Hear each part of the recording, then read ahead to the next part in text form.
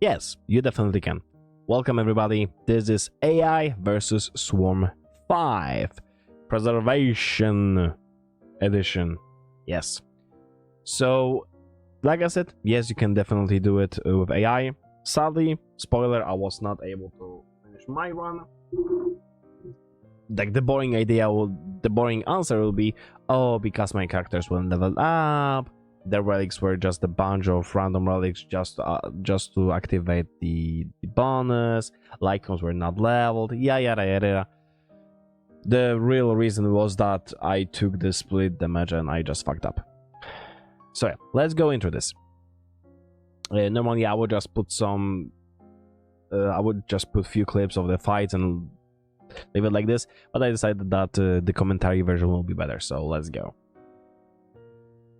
For the preservation itself, if you want to run preservation path, you need to have Jeopard. For now, with characters we have right now, you need to have Jeopard. Jeopard is mandatory because I'm not gonna lie, the main damage you have in early game is the path. Your character do 0 damage early on, and the only way to kill them faster is to get your path and enhance it with the crit enhancement. That's the only way you can do it early on. So, give me a second.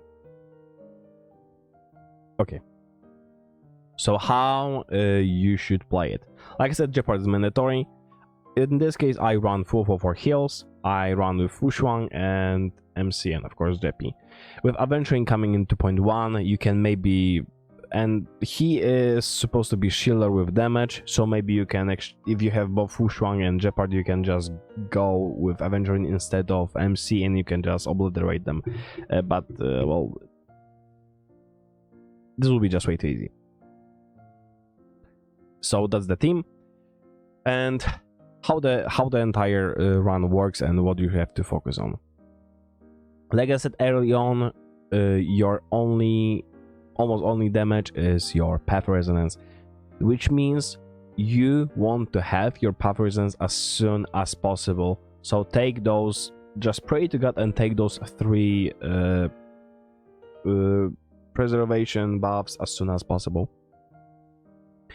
Out of your 3 resonance formations, the one I would go first with is the 0-dimensional reinforcement, literally the path that allows your path resonance to crit and increases the crit damage for every single ally that have shield on, which means that with Jeopard it will be critting for 60% more all the time.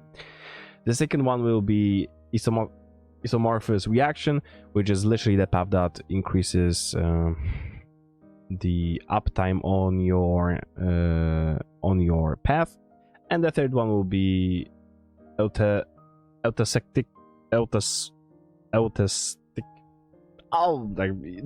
one that just gives you amber and enhance your shields. You don't need this early on.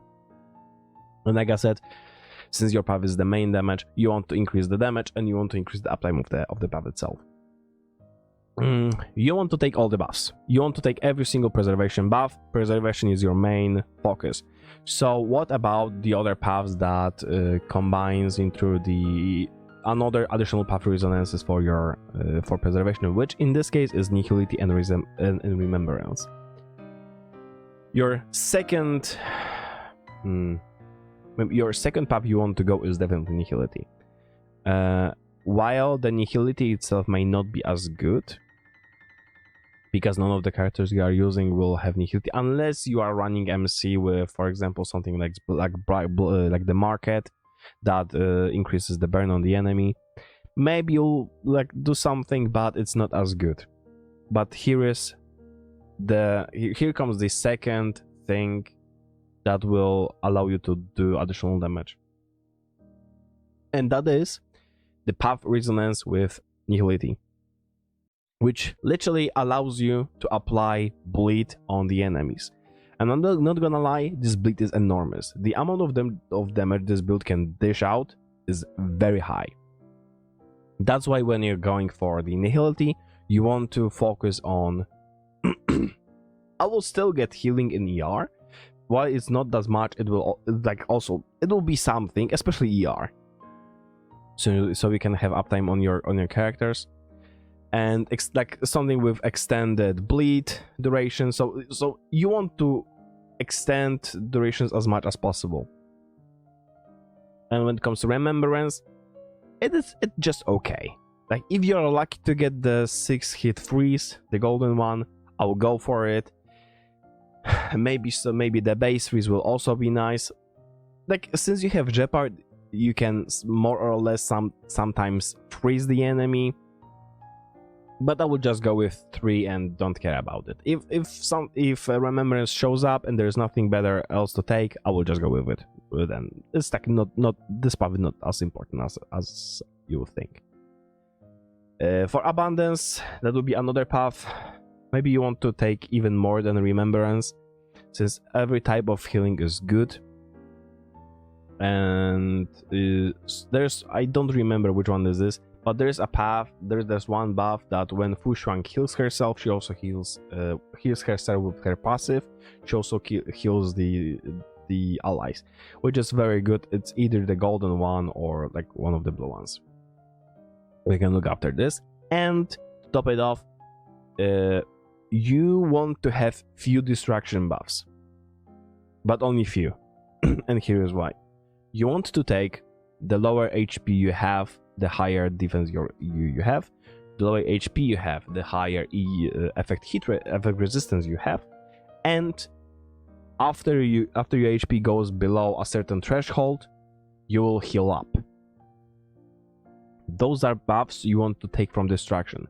And also, like additional quote, note, not quote, always, like even if there's like, unless there's like something gold, I mean the gold preservation, always take this the resurrection on kill, on death from distraction and erudition.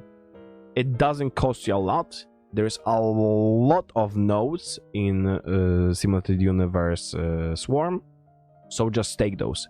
Those can save your run. Just take those and do not ask any questions. Since we know what we want to have, and we know what our damages, which once again, it's the path that crits, it's the bleed that stacks with the path, and it's the quake damage you will be dishing. I would also go with the quake on attacks, then quake on receiving first, since you are attacking more early on than you are getting attacked. But it doesn't matter. You want to get you literally want to have all of the buffs, and of course you want to have the increase the gray preservation path that increases your defense for every single buff. I have to speak slower. So why I lost my run and what to avoid. Do not take split damage unless your healer is Luocha, mainly because he can have, like, out of the he is similar to Fu Shuang. His heal just go on the top of the chain of the chain of command. I don't know if I can take this like this. Go on the top and will take priority over every other character turn. So he can, like, in certain circumstances, he can, like, help you not die a stupid way. But why the split is bad? Split, if not leveled up. Wait, can I actually find it? Give me a second. Give me. I want to see. I'm sorry, distraction. Oh, here's distraction.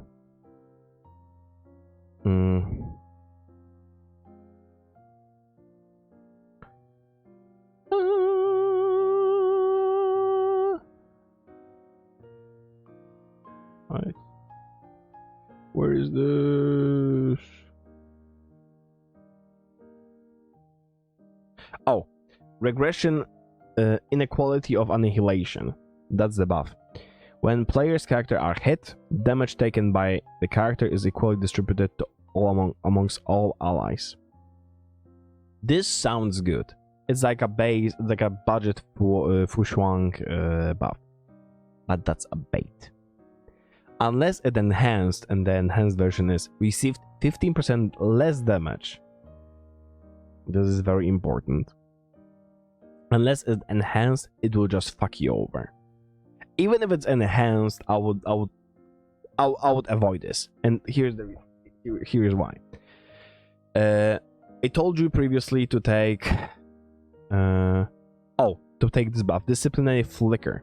If character HP is lower than 35% when being attacked or losing HP, restores their HP by 12% of their max HP. And here is the fucked up part. The split up damage you share from the golden buff with your allies does not proc the flicker. Even if it's when being attacked or losing HP, restores the HP, it doesn't work. I don't know for what reason, but there will be definitely footage here,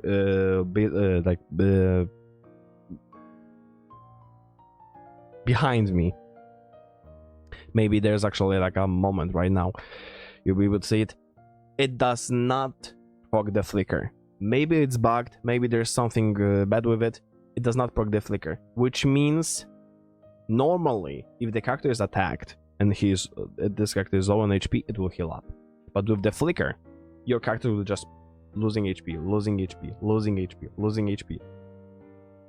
So like I said, unless you are using Luocha, who can go on the top of the chain command and just heal your character right away, you'll be more likely to lose with this buff than it will more harm you than help.